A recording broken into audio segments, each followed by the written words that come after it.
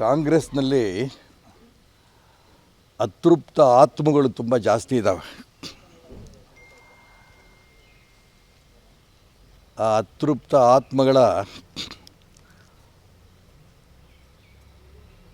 ಏನು ಮನಸ್ಸಿನಲ್ಲೇ ಅತೃಪ್ತಿ ಇದೆಯಲ್ಲ, ಅದು ಸ್ಫೋಟ ಆಗಿ ರಾಮಲಿಂಗಾರೆಡ್ಡಿಯವ್ರ ಮುಖಾಂತರ ಮೊದಲನೇ ಆತ್ಮ ಹೊರಗಡೆ ಬಂದಿದೆ.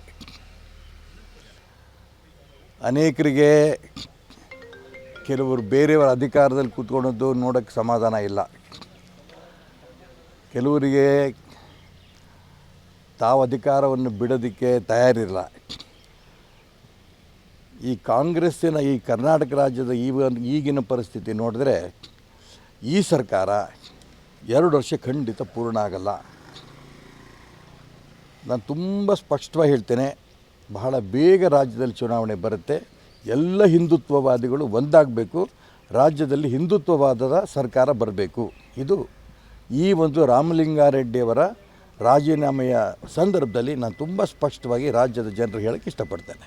ನಾನು ಇಷ್ಟೇ ಹೇಳಿದೆ, ಕೆಲವರಿಗೆ ಅಧಿಕಾರವನ್ನು ಬೇರೆಯವ್ರು ಕೂತ್ಕೊಂಡಿದ್ದು ನೋಡೋದಕ್ಕೆ ಸಮಾಧಾನ ಇಲ್ಲ. ಕೆಲವರಿಗೆ ತಾವೇ ಅಧಿಕಾರದಲ್ಲಿ ಇರಬೇಕು ಅನ್ನೋಂಥ ಅಪೇಕ್ಷೆ ಇದೆ. ಪೂರ್ಣ ವಿವರ ಯಾರು ಏನು ಕತೆ ಅನ್ನೋದು ಆದಷ್ಟು ಬೇಗ ತಾನೇ ಬಹಿರಂಗ ಆಗುತ್ತೆ.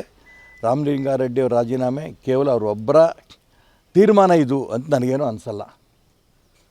ಇನ್ಯಾರು ಇದ್ರ ಹಿಂದಿದ್ದಾರೆ, ಏನು ಕತೆ, ಇದೆಲ್ಲವೂ ಕೂಡ ಆದಷ್ಟು ಬೇಗ ಹೊರಗೆ ಬರುತ್ತೆ.